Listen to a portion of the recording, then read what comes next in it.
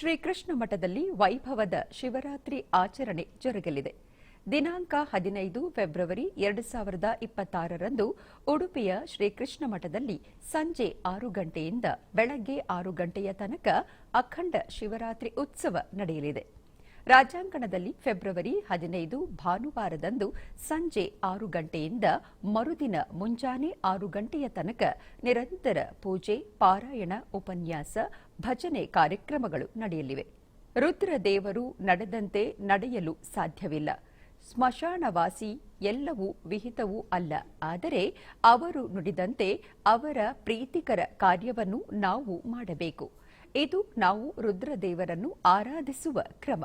ಹಾಗಾಗಿಯೇ ರುದ್ರದೇವರ ಪ್ರೀತಿಗಾಗಿ ರುದ್ರ ಪಾರಾಯಣ ಮಾತ್ರವಲ್ಲ, ವಿಶೇಷವಾಗಿ ಮಹಾರುದ್ರ ದೇವರೇ ತನ್ನ ಪತ್ನಿ ಪಾರ್ವತೀ ದೇವಿಗೆ ಪ್ರೀತಿಯಿಂದ ತಿಳಿಸಿದಂತೆ ರಾಮ ಮಂತ್ರ ಜಪ, ವಿಷ್ಣು ಸಹಸ್ರನಾಮ ಪಾರಾಯಣಗಳ ಮೂಲಕ ರುದ್ರದೇವರ ಆರಾಧ್ಯನಾದ ಶ್ರೀಕೃಷ್ಣನ ಸ್ಮರಣೆಯೂ ನಡೆಯಬೇಕು.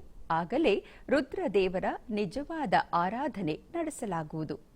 ರುದ್ರನ ಆರಾಧನೆ ಮುಖ್ಯವಾಗಿ ವಿದ್ಯೆಗೋಸ್ಕರ ಮಾಡಬೇಕು ಅಂತ. ನಾವೆಲ್ಲರೂ ಪರಮಾತ್ಮನ ಶ್ರೀಹರಿಯ ಅನುಗ್ರಹ ಆಗಬೇಕು ಅಂತ ಹೇಳಿದರೆ ಹೇಗೆ ಮಾಡೋದು ಅಂತ, ಹೇಗೆ ಅನುಗ್ರಹ ಪಡೆಯೋದು ಅಂತ ಕೇಳಿದರೆ, ಪರಮಾತ್ಮನೇ ಕೃಷ್ಣನೇ ಮಾತು ಹೇಳಿದ್ದಾನೆ, ಜ್ಞಾನಿ ಪ್ರಿಯತಮಃ ಜ್ಞಾನೇನೇವ ಪರಂಪದಂ ಅಂತ. ಅಂದರೆ ದೇವರಿಗೆ ಯಾರು ತುಂಬ ಇಷ್ಟ ಅವರಿಗೆ ಬೇಗ ಅನುಗ್ರಹ ಮಾಡ್ತಾನೆ. ಯಾರಿಷ್ಟ, ಯಾರಿಗೆ ವಿದ್ಯೆ ಉಂಟೋ ಅವರು ದೇವರಿಗೆ ತುಂಬ ಇಷ್ಟ ಅಂತ.